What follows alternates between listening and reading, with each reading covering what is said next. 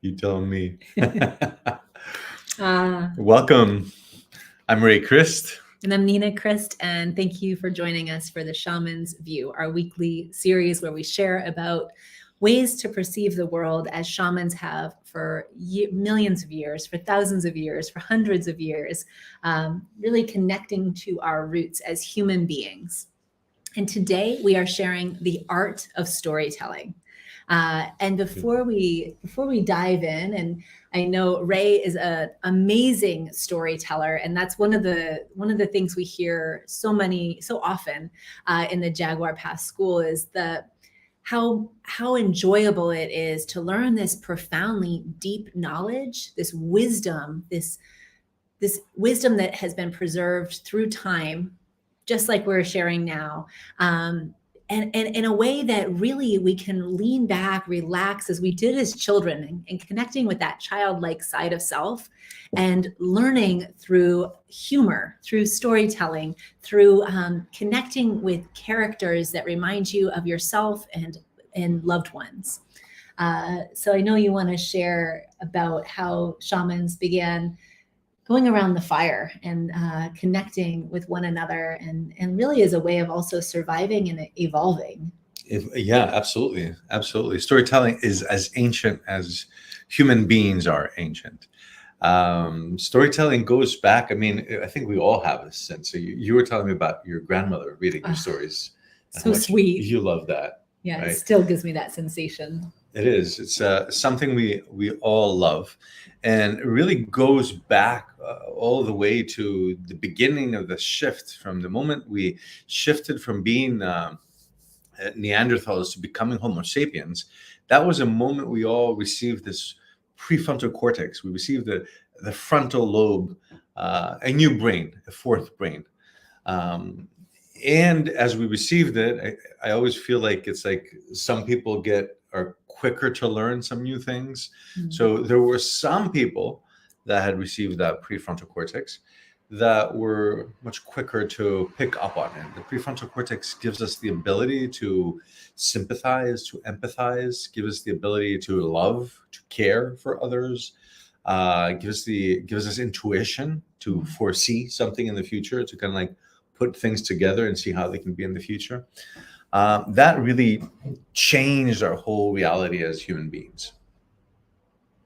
So, as the first people with the more awakened prefrontal cortex stood in the center in the fire, this is essentially where we have the first shamans, right? What we talk about now, as we call it, the third eye, is essentially the pituitary gland and again the prefrontal cortex. When the first shamans gathered people around the fire, they realized that to keep people around the fire during night meant that it would keep people alive. If you would stay in the circle of the fire during the night and sleep there with the rest of the people close to the fire, you would wake up safe. If you were outside the circle and alone, there were good chances and possibilities that a larger predator would take you in the middle of the night. So it's huge in our DNA. We know that storytelling is connected with survival. It is dear to our soul for that reason, exactly. Right. So the first storytellers, the shamans, begin to offer stories, and people stay around the fire. You have also this biological part of evolution where the front side of the body begins to be more warm. The whole face is warmer, and the back it's cold outside the fire and dark. Inside the center and the front is warm and light, and that awakens really even biologically. Pressed in or helped with the evolution of the pituitary gland and the awakening of the prefrontal cortex. As the first shamans began to offer stories, he noticed that there were some people in the circle that would kind of like lean in a little bit more and be more like moved with what the story was about. So the storyteller / shaman started offering, good afternoon, England. The shaman started giving and offering roles to people to play. So as he would be saying a story about the jaguar that was hunting the deer, he would say, okay, you be the jaguar, you two over there, three be the deer. And they would have him start enacting out the story. And this is where theater is born. Mm. So the first theater, the first moment of expression of a theater is a manifestation of storytelling and begins around the fire, where the shaman again is offering stories. From this develops symbolism. From symbolism develops religion. When the shaman started talking about teaching people about where to hunt or where not to hunt, where to be careful, what kinds of snakes to be aware of and that are poisonous and can be dangerous, this is where you have the birth of education, right? And along with this, essentially, you also have, when someone, good morning, when someone would come and have problems, even the next day after the storytelling, when someone would have problems, they would go to the storyteller, hoping to get some words of advice and talk about something and express their feelings and tell the storyteller. And the storyteller could answer back, help them by answering with metaphors and parables to understand what was going on with their own self. Mm-hmm. And this is where we have the birth of psychotherapy and psychoanalysis. Storytelling all around is a human trait. It is absolutely the way we understand all of life itself. Life outside is what we see. I'll just stick with nature. What we see is trees and rivers and mountains and the seas and lakes and all the other animals, all the other beautiful animals of the world. Mm-hmm. But if you just stand there and look at all these things without words, there may just be a simple sensation. There could be a simple sensation of danger if you see a lion coming at you, or there could be a sensation of sweetness if you see a deer hopping by or bunnies hopping by, a sensation. But when we started adding words into our head, then we started adding storytelling. And now we can describe a valley. Instead of just describing and numbering, there's 10 deer and 2 lions and 7 trees. Rather, there's this whole other thing that's developing. You can develop a story of understanding and saying, once upon a time, there was this valley. And in the valley, there was these deer, and the deer were all cousins of each other. And they were one family. And there's 2 lions, the brother lions lived together. And a whole other depth of emotions and a whole other depth of reality emerges through storytelling. And as we think of storytelling, there's like trying to make sense of reality. So there's meaning making that's happening and a common understanding amongst the tribe, amongst the community, amongst the family. So there's these points of reference that everybody can have as they wake up and greet a new day, and they get up and they begin to move through. There's these common morals that we're following. There's these common lessons that we've all learned from last night's story. And I love the fact, not only does the fire offer warmth, but the element of fire is very transformative. And so as we're transforming, it accelerates our evolution. So as we move through this evolution together, the whole tribe, the whole community can take these leaps together. And the wise ones, like you said, the knowers, the seers, the shamans, were often the ones that were taking the seat of the storyteller, and the ones that wanted to engage more fully, like, pick me, I want to be the deer, pick me, I want to be the wolf, or whatever the characters were for that evening's story. Yeah, and it is like you say, it's the shamans, it's the elders. Yeah, the wise ones. The wise ones, and I love what you say. It's just through stories and through stories and myths is where a culture unfolds, where structure of cultures, where values, where understanding, where honesty unfolds, where values essentially unfold. That cause and effect and that understanding. If you haven't lived as many years of life, you can learn the wisdom, you can experience through the connection with these characters, with these stories. And so that everyone can kind of come on board with an understanding of it's not okay to take what's not yours, or it's not okay to be unkind, and Or really it's great to help and offer a lending hand. and these lessons, and I think of some of the greatest shamans, the greatest storytellers that we all have a reference to is Walt Disney, right? And the Disney and The modern shamans. and I think of Warner Brothers, the phenomenon of Warner Brothers, and bringing this right into our homes. And even now, as we all gather around our computers, we know that the computers have this light like fire. And so we still turn on YouTube or Netflix or whatever station it is. The element of fire. The element of fire. We bring that. And I think also the great ones. Jesus was a great storyteller.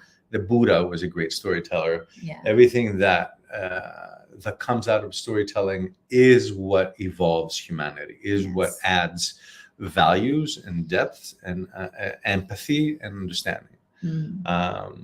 And clear and judgment, the understanding that the bad ones and the good ones, and it's understanding all that. And I love what you say. It's essentially starts from a really young age. Yeah. So when our grandparents told us stories or read us stories, I remember my grandmother used to tell us stories from this character whose name was Kutrubis. Kutrubis was a shaman of the East, because my grandmother came from Turkey. So she brought this lineage of the Far East of these stories about, they're always funny, and they were always like there was something you would learn about it. And of course, as a kid, I just loved my father reading books and to me every night when I would go to bed.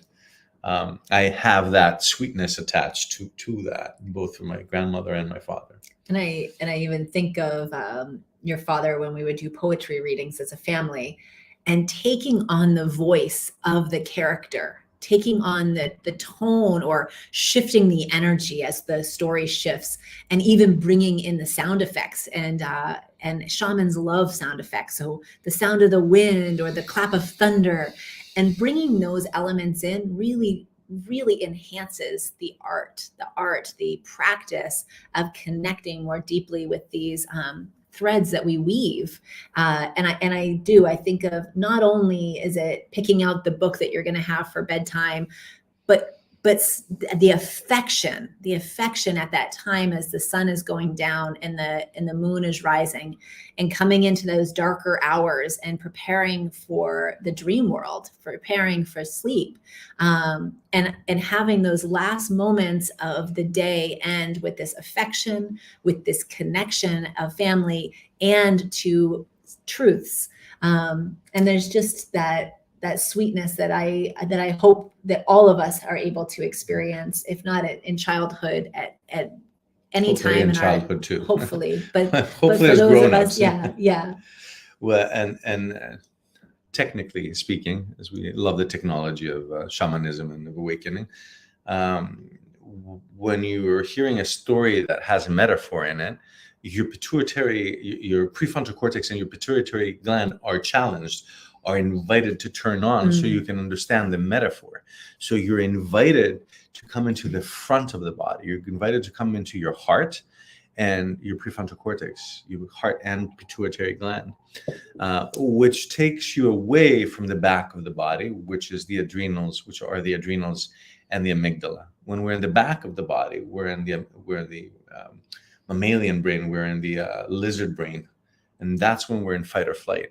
When we move forward in that anticipation of listening or leaning into a story, we're literally leaning in, we're moving the energy forward. So as you come into the pituitary glands, exactly like you say, you're coming into the moment of preparing to connect pituitary gland with the pineal gland, which is what secretes melatonin and dimethyltryptamine, what really puts us to sleep. Melatonin puts us into sleep, and then dimethyltryptamine brings us into dreams.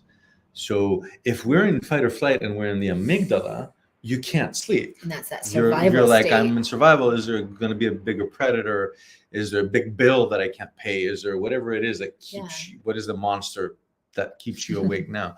But through storytelling or even reading a book or reading poetry at night, you lean in, the energy of the body comes into the prefrontal cortex, and like you say, you're prepared more and ready to go into the dream world, into the spirit world. And I would just say also, as we talk about around the fire, and then I think of radio, and then the television, and now we have the internet. I would just say for anyone listening, for all of you listening, it's just like kind of taking a moment to lean into what form of storytelling are you connecting with. And as shamans, we're really looking to be highly aware and have a sensitivity to what energy, what storytelling, what messaging we're allowing in. And so we live in this space of sacred space. And in this sacred space, I want to be really have a discernment of what I'm listening to, what I'm watching.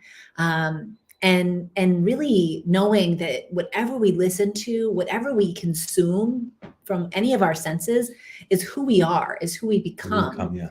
And so thinking about the art of storytelling, not only if you're a writer and you love to share stories, or you love to read to your children or your grandchildren or to your beloved ones, but also what, as an adult, what as a human being are you connecting with before those precious hours of rest, where we go into deep healing. Sleep is so profoundly healing. And so just having a deep awareness of the messaging that we are ingesting. It's really more profound than I think we oftentimes than we realize. Absolutely. Because we're exhausted at the end of the day. Some of us know to go on a diet every now and then, or want to, or do some fasting, or even a digital detox, and any kind of detox. I think the most important one is that, like, now that you bring this up, it's like, what do you consume? What are your eyes consuming? What are your ears consuming? Especially in the afternoon to night hours. Part of us thinks in the modern world, we think it's like, well, I need to know what's happening in the news. Who needs to know? Let me first of all, who is saying that in your head, and second of all, what's new? There is nothing new about the news.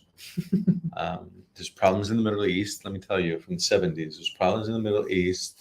There's something going on with the dollar or with oil. There's always a fire somewhere, and because it's adrenaline inducing, news tends to be only about bad news, and that brings us back into the amygdala. And it's just simply, if anything, I'm going to say it's not true, but it's definitely only half the truth.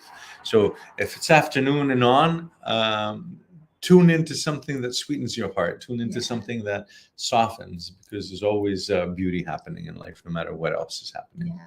Listen to some sweet music. Find storytelling in all forms and share it with others also. It's ancient to us, and that's where mythology is born. That's where all the deepest teachings of love and compassion are born. Yeah. So more storytelling and more Shaman's Views coming up next Saturday. And we really look forward to it. We just happen to have our Saturdays landing on Christmas Eve and New Year's Eve. So we're really looking forward to sharing some of our holiday tips and practices. And thank you so much for joining us for the Shaman's View. If you would like to connect with us more, please feel free to reach out to us at evolve@jaguarpath.com. And we will be with you next Saturday for the Shaman's View. Sending you love and light during the holidays, and thank you so much. Happy storytelling around the fire, around the table. Lots of love to all.